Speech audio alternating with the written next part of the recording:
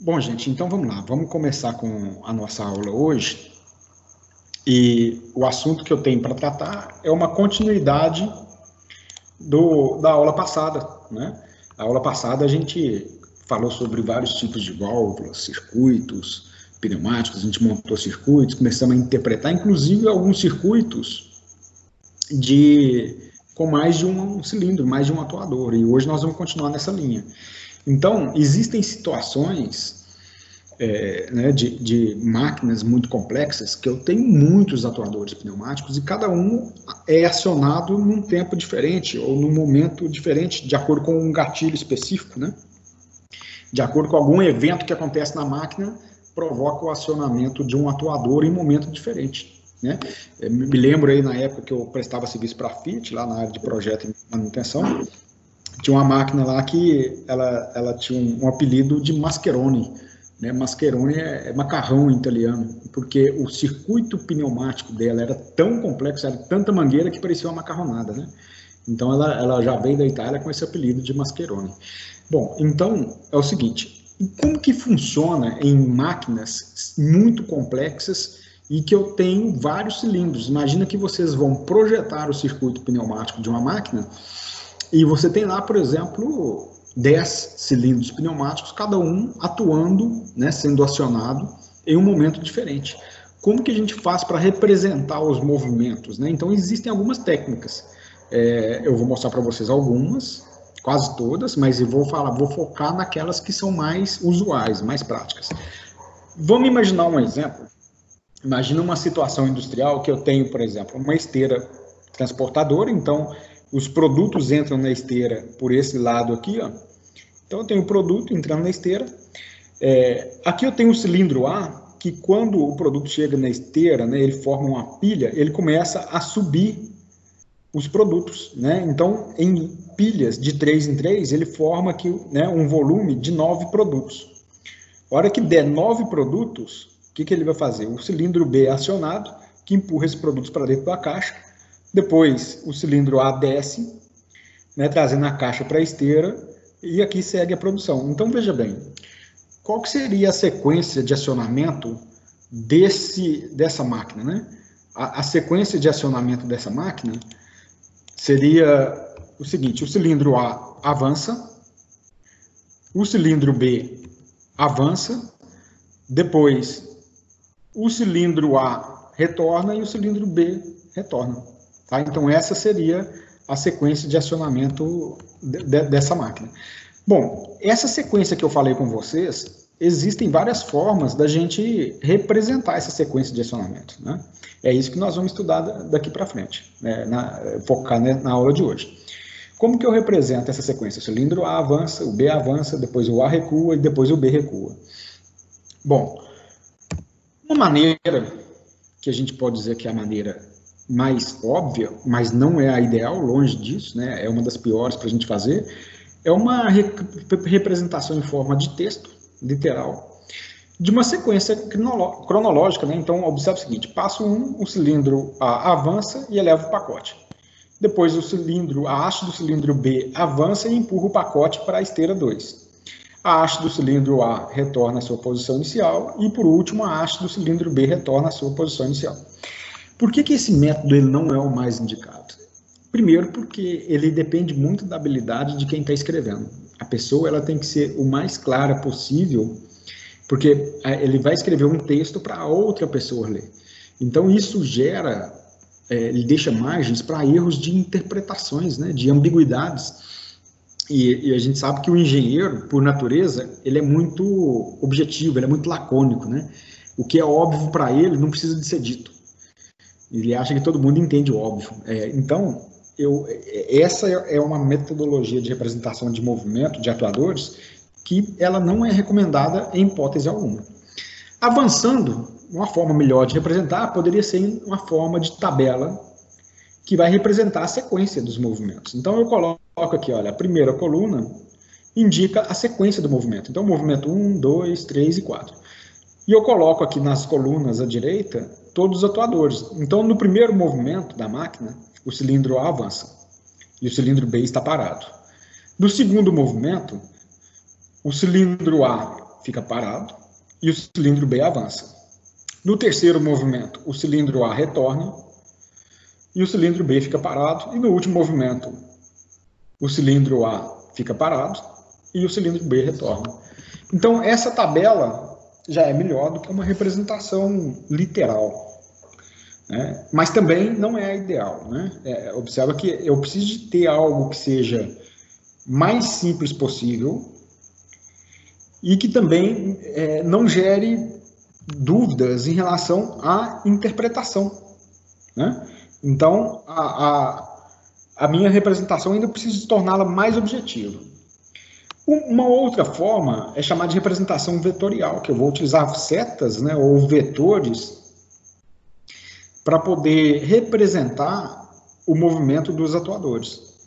Então, eu uso seta para a direita para indicar que é avanço e seta para a esquerda para indicar que é retorno. Então, eu tenho cilindro A avança, depois o cilindro B avança, o cilindro A retorna e o cilindro B retorna.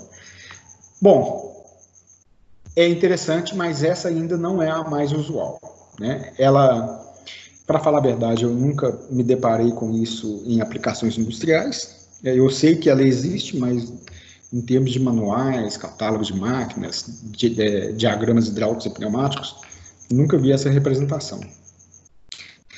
Essa próxima, sim, é muito usual, né? É uma das mais utilizadas, que é chamada de representação algébrica. A gente vai usar, para esse tipo de representação, o símbolo de mais e menos, positivo e negativo, né? Sendo que o símbolo de mais indica avanço de um atuador e o símbolo de menos representa retorno, né, ou recuo desse atuador. Na nossa situação, o cilindro A avança, então eu coloco A mais, A positivo, né? A gente vai ler A mais. Depois o cilindro B avança, então B mais. E o cilindro A retorna, então A menos. E depois o cilindro B retorna B menos. A representação seria isso daqui, ó. Essa expressão algébrica representa para mim todo o funcionamento da máquina. A mais, B mais, A menos, B menos. Ou seja, cilindro A avança, depois o cilindro B avança, depois o cilindro A recua e depois o cilindro B recua. Bom, bem simples, bem objetivo, não dá erro de interpretação.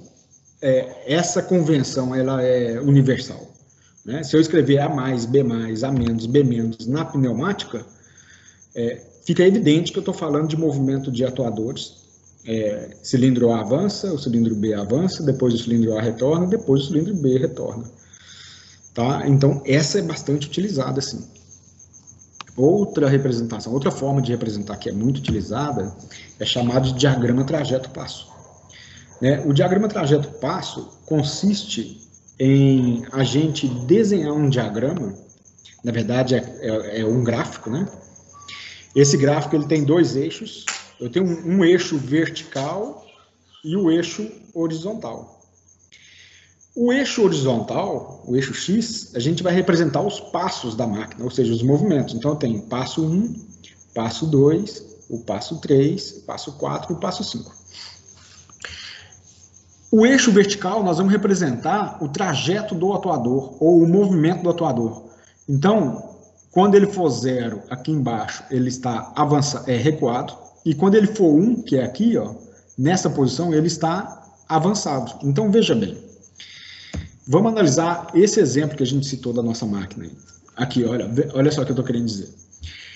No eixo horizontal, eu tenho todos os passos. Então, eu tenho o passo 1, o passo 2, o passo 3, o passo 4 e o passo 5. São 5 movimentos da máquina. 0 é aqui embaixo. O atuador ou o cilindro ele está completamente recuado. O 1 é aqui em cima. O cilindro está completamente avançado. Então, observa que no passo 1, né, os dois cilindros, tanto A quanto B, eles estão recuados, que essa linha aqui indica que ele está em 0. 0 aqui e 0 aqui. Então, os dois cilindros estão recuados.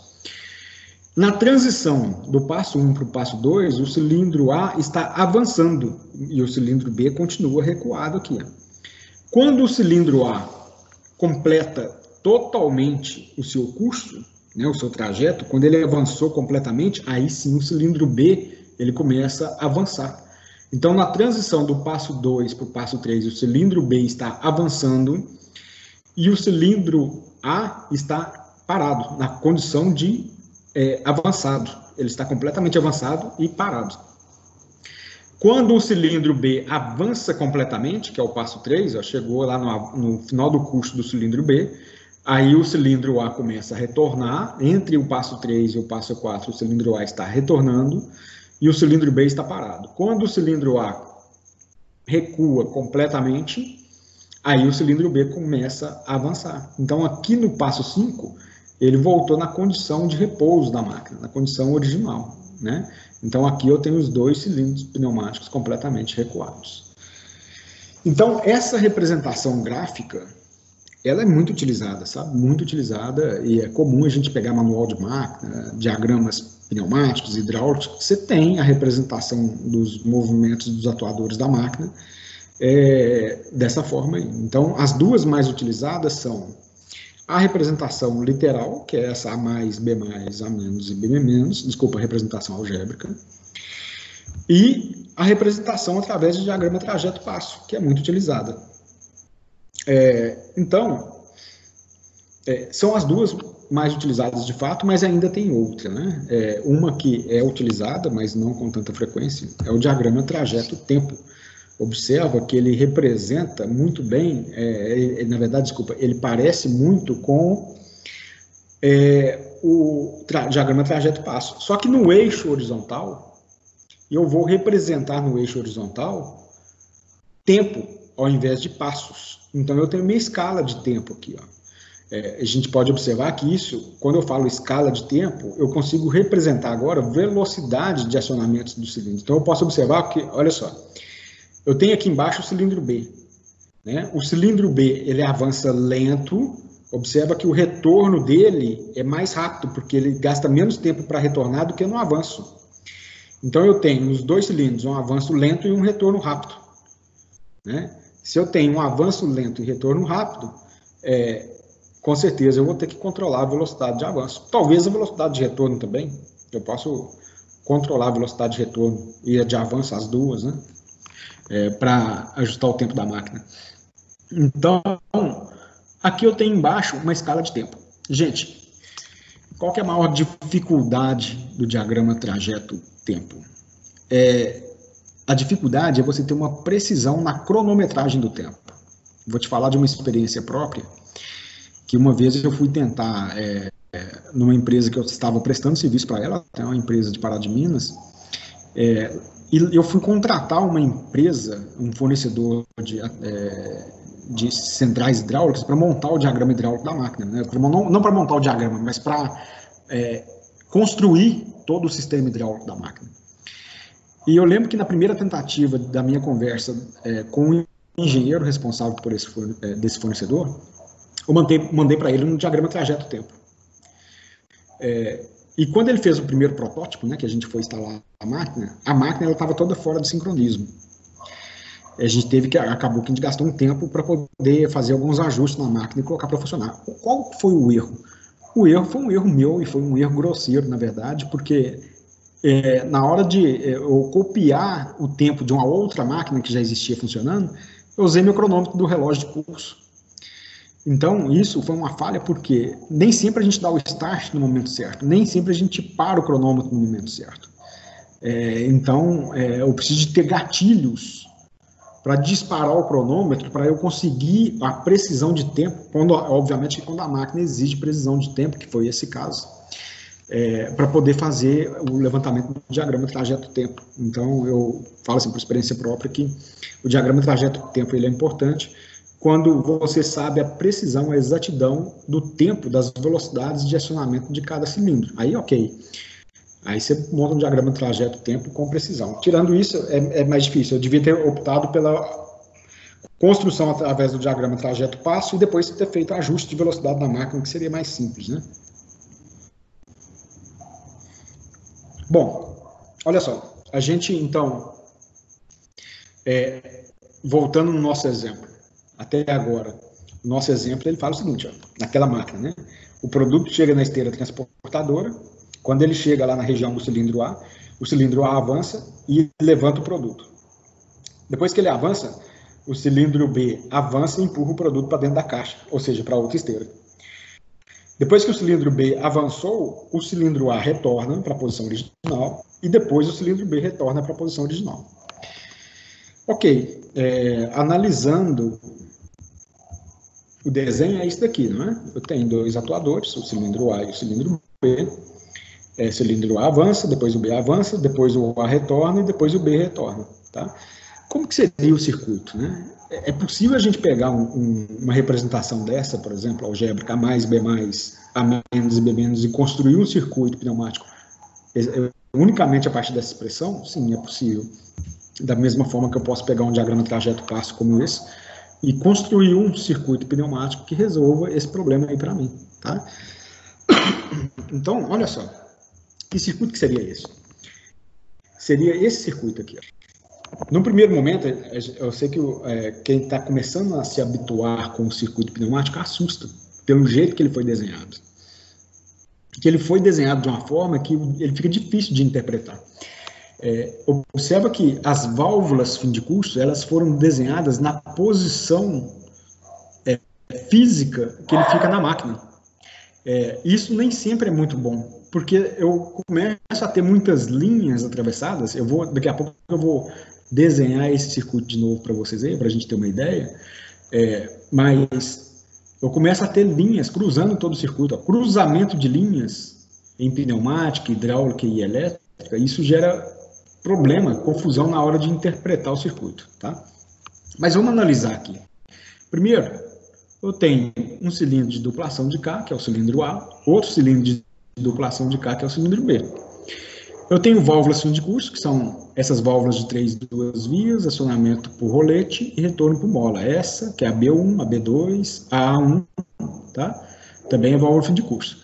Aqui embaixo, eu tenho duas válvulas que representam botões, né? Que é a válvula de 3 2 vias, acionamento por botão e retorno por mola. Então, observa que são dois botões que eu preciso de acionar para iniciar o funcionamento da máquina. Esse recurso aqui, ó, é uma forma também de representar para simplificar o circuito, né? Observe que aqui, ó, esse triângulo representa a saída da minha unidade de tratamento, né, de produção de ar comprimido, compressor, com reservatório e tudo. Aqui eu tenho um conjunto, a unidade de condicionamento, ou vulgo conjunto lubrifil, filtra, regula a pressão e lubrifica. E esses triângulos aqui são saídas, né, de ponto de pressão. Isso é chamado de bloco manifold. O bloco manifold é onde eu tenho várias conexões e dali eu vou tirando as linhas de pressão. Bom, então daqui é como se eu tivesse uma mangueira conectando daqui para cá no 1, e daqui para cá também, tá?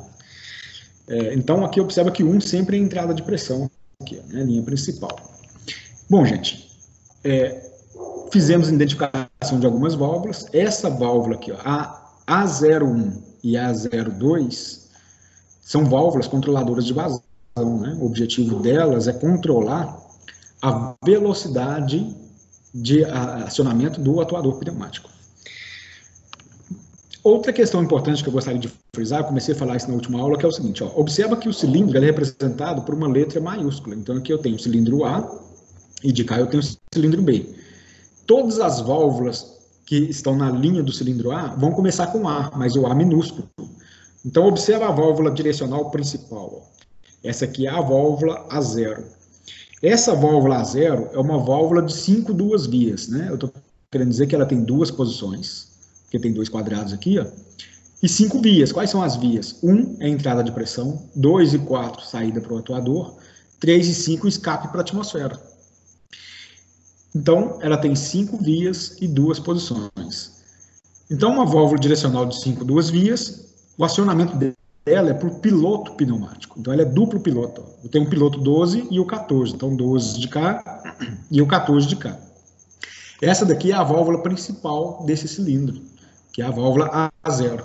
O piloto 14, por que ele tem essa numeração 14? Porque ele conecta a linha 1, que é a pressão, com a via 4, que é a saída para o atuador. E o 12 é porque ele conecta o 1 com 2. Então aqui é 12, que vai para o atuador também.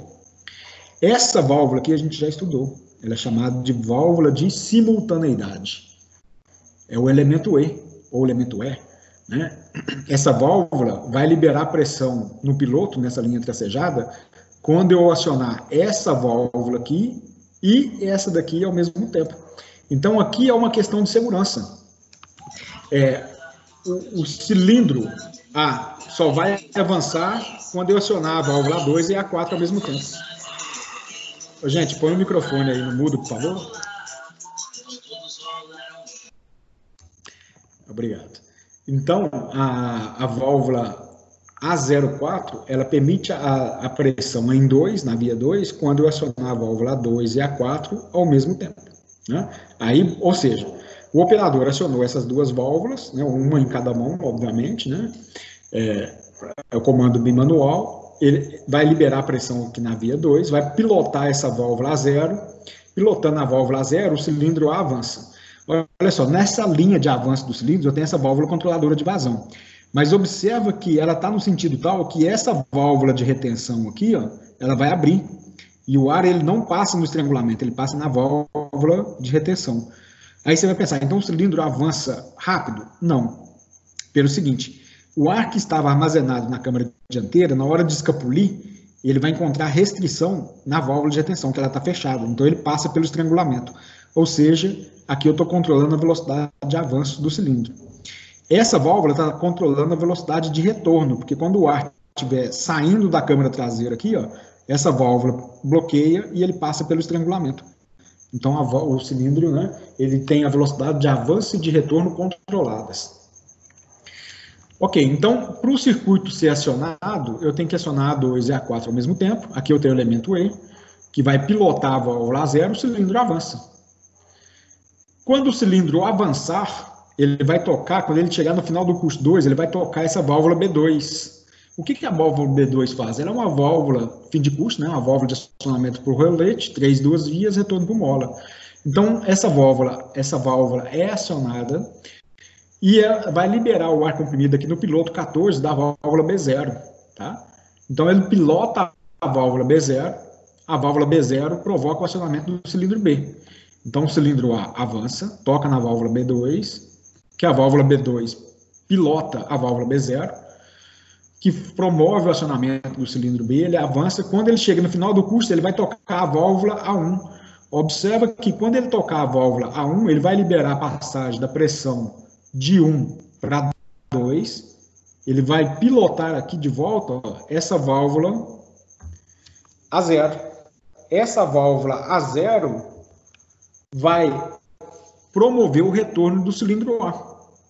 Né? Então, quando a válvula A0 provocar o retorno do cilindro A, e ele estiver retornando, no retorno dele, no final do curso de retorno, ele vai tocar a válvula B1. Tocando a válvula B1, ela vai pilotar de novo a válvula B0 para promover o retorno do cilindro B. Ok? Bom, ou seja, o circuito ele voltou para a condição de repouso. Né? Observa que na condição de repouso, essa válvula aqui, ela está acionada. Ou seja, se ela está acionada, ela já está liberando pressão daqui para cá, ó, e está provocando o retorno do cilindro B. Isso não é problema. Ou seja, na condição de repouso, o cilindro A está completamente retornado e, consequentemente, ele está forçando o retorno do cilindro B. Mas é a condição de repouso da máquina. Quando eu acionar a válvula, o cilindro A, através do acionamento das válvulas A4 e A2, que vai pilotar a zero, o cilindro A avança. Assim que ele começa a avançar, ele já libera o acionamento, né? Ele retira o acionamento dessa válvula, ela volta para a condição de repouso. Aí ela corta a pressão nessa linha aqui. Aí o cilindro B já está apto para poder retornar. Tá bom, gente? Então, uma análise geral é o seguinte, desse diagrama, né? Observa que representação do cilindro a gente representa pela letra maiúscula. A válvula principal está aqui, ó, letra minúscula. As válvulas são sempre representadas por letra minúscula. Então, tem A0, significa que é a válvula principal. Quando eu tenho aqui, ó, A.01 e A.02, é válvula auxiliar. A.04, tá vendo? Tudo aqui é válvula auxiliar. Ó. A4 e A2 são válvulas de acionamento. Eu tinha comentado na última aula, mas é importante a gente reforçar isso. Observa que eu não tenho a válvula A1. Por que eu não tenho a válvula A1? Não, desculpa, tem, ela está aqui, ó, né? Por que ela não está aqui na linha de avanço? Porque, por convenção, por norma, todas as válvulas que estão provocando o avanço do cilindro, elas têm que ter numeração par. Então, A4 e A2 é par porque está promovendo o avanço do cilindro. A04 é par porque está na linha de avanço do cilindro. A0, aí você vai falar, mas aqui é A01. Mas lembra que essa válvula, ela não controla a velocidade de avanço, ela controla a velocidade de retorno, por isso que ela é ímpar. Então, se você pegou uma válvula e viu que ela tem numeração ímpar, ela está relacionada ao retorno do cilindro, não ao avanço. Observa que essa válvula de cá é a A02, porque é ela que está promovendo o avanço, o retorno, desculpa, regulando a velocidade de avanço do cilindro. A1 é a válvula que faz o cilindro A retornar, ó, então por isso que ela é ímpar, né? Da mesma forma que na linha do cilindro B. B maiúsculo, B01, B02, B0, tá? B2 aqui, ó, B2 é que faz o avanço do cilindro B, ok? Então, é uma forma diferente de representar o circuito. Esse circuito tem um errinho, porque essa linha aqui, que é a linha cheia, deveria ser a linha tracejada, porque todo o piloto é representado por linha tracejada, igual essa linha aqui, ó, que é tracejada, aqui também deveria ser linha tracejada, ok? Bom, gente, então, recapitulando, né? Esse circuito é o acionamento da máquina, o cilindro A avança, o B avança, depois o A retorna e o B retorna. Como que a gente representa os movimentos? Diagrama trajeto-tempo, igual já expliquei, não vou dar nem muito foco nele, que a gente não vai trabalhar muito com ele, que ele não é muito usado. O diagrama trajeto-passo é muito utilizado, então aqui mostra, o cilindro A avança, quando ele chega no final do curso dele, o cilindro B começa a avançar. Quando o cilindro B chega no final do curso dele, o cilindro A retorna. Quando o cilindro A completamente retornado, ele inicia o retorno do cilindro B. E aqui os dois estão completamente retornados. A vantagem do diagrama trajeto-passo é que eu consigo ter uma visão de transição, né? Quando que exatamente que cada cilindro começa a atuar. Mas além do diagrama trajeto-passo, nós vamos focar também na representação algébrica. A mais, B mais, A menos, B menos. O cilindro A avança, o cilindro B avança, o cilindro A retorna e o cilindro B retorna. Ok?